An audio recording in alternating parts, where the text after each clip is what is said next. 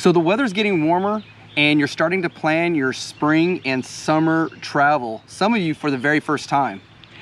So stick around and we're going to share with you one of our favorite ways that we find exciting overnight stays along the way.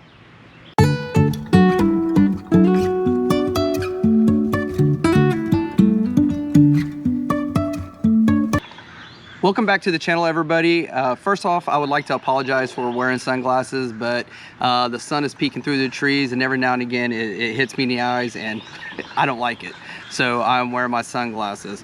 So one thing to consider when you are planning your travel, especially if you're going to do a long travel, say from like Texas to Florida, is where are you going to stay overnight? We like to use or utilize our Harvest Host membership and utilize the many Harvest Hosts that are across the country. And some of you may not know what Harvest Host is actually an annual membership that you have to over 2,000 different places that are very unique and exciting for you to go ahead and stop just for the night. So stick around because later at the end of this, we're going to show you how you can get your own Harvest Host membership at a discounted price. So without further ado, we're going to talk about our top 5 Harvest Hosts that we actually got to experience over the last year, or our first year, you could say, of RVing full time. And first off, I'm going to start off with the Paper Moon. And that was in Vermilion, Ohio. We were very fortunate because my brother lives in Vermilion and we got to visit with him. The Paper Moon is a winery. They do have a large parking area for rigs, so it's very large rig friendly. You may not get as many large rigs in there, but I think it would probably accommodate at least 4. I think 4 is what they showed. We did go in and experience the wine. Like you said, we bought a bottle of wine. His brother and his wife had bought a bottle of wine, and we just sat out there and listened to music. I think they do have a kitchen there as well, but we got there a little late, so we didn't really get to enjoy any of the food, but that's all right because our RV was right there with a lot of food in it. Yep. So our next place was the Tallahassee Auto Museum. I really like this place. This was actually our most recent Harvest Host stay. It was just a couple weeks ago.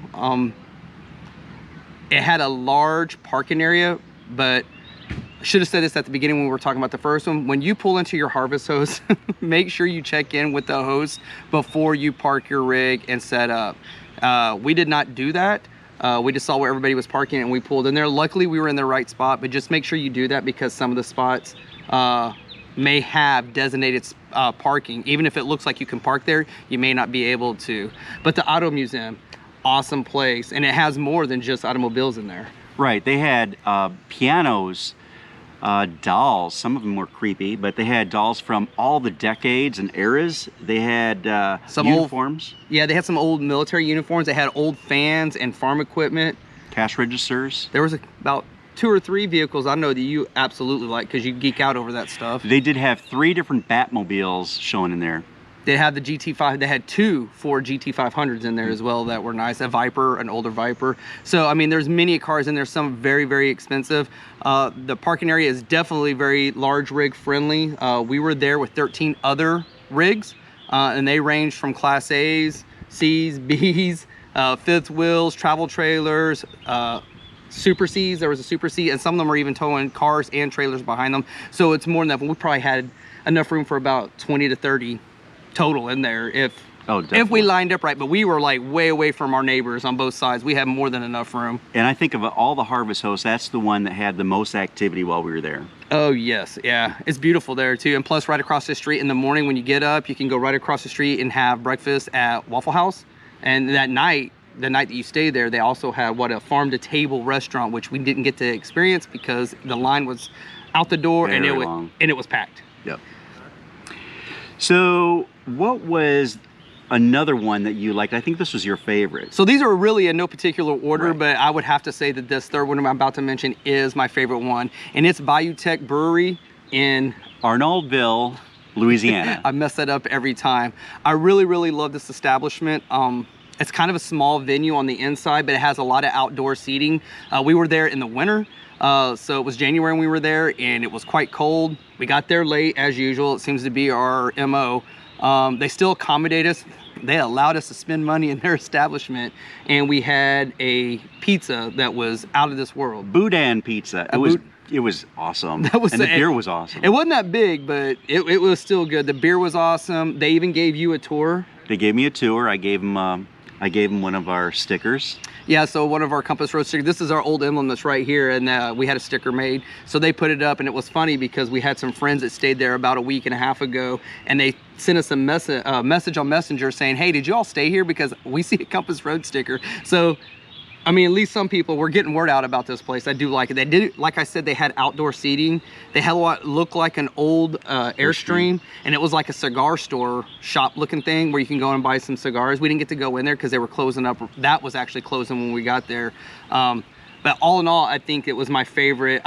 We're definitely going back. We'll definitely go back, and I would say the crowd is a mix. There was younger, there were older. It was just a good vibe there. I really got a good vibe, and it was such a little small venue on the inside. But they will definitely take you on tour if you ask to see their process, their brewery process. All right, the one of the unique places that we ever stayed at was not a brewery or a farm, and that's one thing we haven't mentioned yet. What is Harvest Host? What type of places are there? Oh yeah, so we've got breweries. You got wineries. Farms. You have some golf courses. Attractions like museums. Like we had mentioned earlier. And there's many, many more unique places that you can stay. And it's, you know, it's customary when you're there to spend a little money at that attraction. It doesn't mean you got to buy the most expensive thing because you are paying a Harvest Host membership, but it's still customary because they are giving you a place to park. Now, granted, not all of them will have hookups. Some do, and we'll tell you about one at the end, even though it didn't make our top 5. But yeah, so just be aware of that it is customary. So like if you're staying at a winery, you can either go in and do a wine tasting or maybe buy a bottle of wine. I know for us, buying a bottle of wine is usually buy a couple bottles of wine. And if we're at a brewery, we love our brews, so we always have at least more than one beer while we're there. Absolutely. And then if they offer something to eat, that's actually a great place to, rather than try to cook, you know, that night, we can actually go and eat there and enjoy your dinner. Absolutely, and it's all about that anyway, the unique experiences. I mean, but you can still do it on a budget. You know, you can spend as little as money or, you know, a lot of money. It's up to you and what fits your budget. So back to Pontiac. This is unique because it was actually the Chamber of Commerce in Pontiac, Illinois.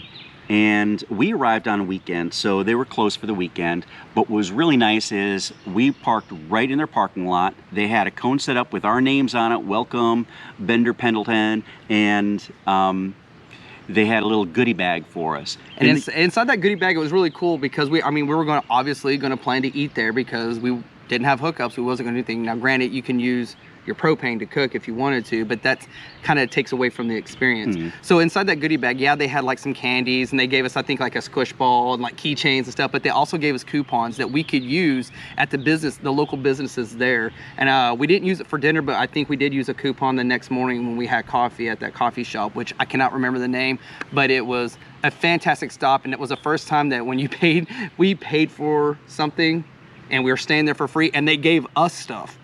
So we almost felt incumbent to go spend some money, but we were going to do that anyway. So it was just a nice feature that, you know, a little classy touch on their part. And everything was in walking distance because we were right downtown center. Oh, yeah. We just had to walk a block to the restaurant, outdoor seating and everything. I will say this, that we were in between two churches and they will ring their bells. So, you know, get used to that. It was Sunday. It was Saturday night. And we were downtown in the middle in an open parking lot. But it was a very unique experience, and I really, really liked that.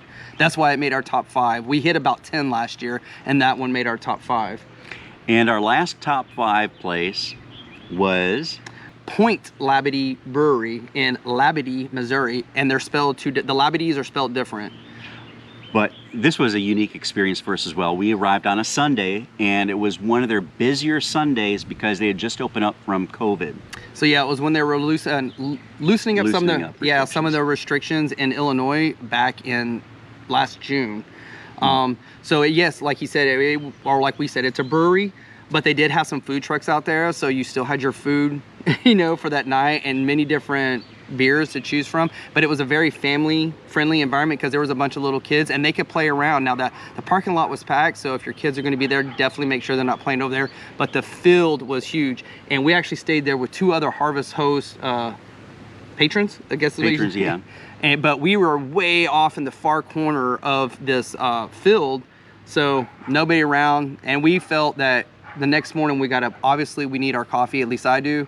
Hooked up the generator. Hooked up the generator, fired it up, and we didn't really think that, and it was, I mean, where they were parked at, there's no way they could hear our generator. That's how big it was. It's very, very large rig friendly. You will have to drive through a field, so I would say if it's rainy or something, make sure that you have four-wheel drive, because that doesn't always mean that that four-wheel drive is going to work, as we will also talk about in one of our other experiences at another Harvest Host as well. But back to this one, I believe that on our way going up, I believe that this was a very good stop, especially when we were still kind of new. We were still kind of new. We had hit the road in February, but then we were locked down for 2.5 months. And this was like a month after we had just started back on the road. So it gave us enough room to go out there and turn with our truck and our fifth wheel. Our fifth wheel was 38 feet at the time. That was our old fifth wheel. So let's talk about some of these unique experiences. So with these other two Harvest Hosts. So our very first Harvest Host ever spoiled us. It did, because we got there and all of a sudden they said, hey, we've got 50 amp service and water for you if you want to hook up. Well, we weren't expecting it. We already had water in a fresh water tank because we were planning on being at Harvest Host for 2 nights in a row. So for our very first Harvest Host experience, it kind of set the bar kind of high. They were just opening back up as well. It was a winery in Oklahoma. But yeah, we thought that that was very unique that they had 50 amp service. So we felt that we should have spent a little bit more money in there because we were running both ACs. It was very humid. It was, what, mid-May, early May? It was still humid in Oklahoma, so it was in Muskogee, Oklahoma. I think the name of it was Pecan Creek Winery. Winery. Yeah, that's what it was, a winery, because we got a lot of wine. A lot of wine. So yeah, when I talked about the field, and having four-wheel drive. Well, four-wheel drive doesn't mean everything, as we figured. Sorry, there was something crawling on me. Four-wheel drive doesn't mean everything because it had rained at this was our second Harvest Host, and it was in Springdale, Arkansas. And it had rained the night before, but we didn't know that it had rained there. By the time we got there, the dew or whatever was already off the grass, but when we went to turn around in the field that they pointed us in, we got stuck. So, but luckily for us, our four-wheel drive, well, unfortunately for us, our four-wheel drive did not work, but the host, the Harvest Host owner, and I can't remember the brewery, was it Saddlebach Brewery? They had a big tractor, so they came and hooked up and pulled our truck and our 38-foot fifth wheel out of the field mud. So it's just another way how they actually give back to their patrons as well, because I mean, we all had a good laugh. We were embarrassed, obviously, but rookies out there getting stuck. Definitely rookies, especially on grass at that time. And that was way before we had our YouTube channel. We probably would have filmed that. So now let's talk about how they can actually get into a Harvest Host membership at a reduced price. Okay, right now Harvest Host is actually has an annual membership for $79 a year, and that has been the price for several years now. But they are going to be raising their price on April 16th, which is just a few days away, and they're going to raise it to $99. However, if you use our link below that we're going to have in the description, they're going to give you 15% off the price that you pay. So if you do it before the 15th, it's $67.15 a year. And I haven't calculated the 99. That should be easy. That should be like $85 for the $99 price if you wait until after April 16th. But the thing is, you get to keep that price locked in. If you renew every single year, you'll be locked in that new price. So don't let it lapse. So if you get it in at the $67.15, if you don't let it lapse and it's coming due next year, then obviously you will get it back in there. You'll re-up your membership for $67 basically. And you can do that for the lifetime that you have this membership, as long as you don't let it lapse. Right. Definitely keep Harvest Hosts in mind when you are planning your spring and summer travel routes. You might be able to stay in some unique places like Alpaca Farm. So basically that's going to wrap up this video about Harvest Hosts. If you do have any further questions that we may not have answered, now granted we just gave you the 5 of our top 5 out of the 10 that we visited. So definitely leave them in the comments below. If you like the content that we're putting out, you can go ahead and do us a favor, help grow our channel by hitting that subscribe button and the like. Give us a thumbs up and smash that bell icon so you'll be notified each and every time that we actually put out a video. So until we see you in the next video, where will the road take you? Where will the road take you? He missed his tagline. We'll see you in the next video. Bye. Bye. Life is a winding road, no telling where it goes. Driving through days and nights, won't stop for traffic lights.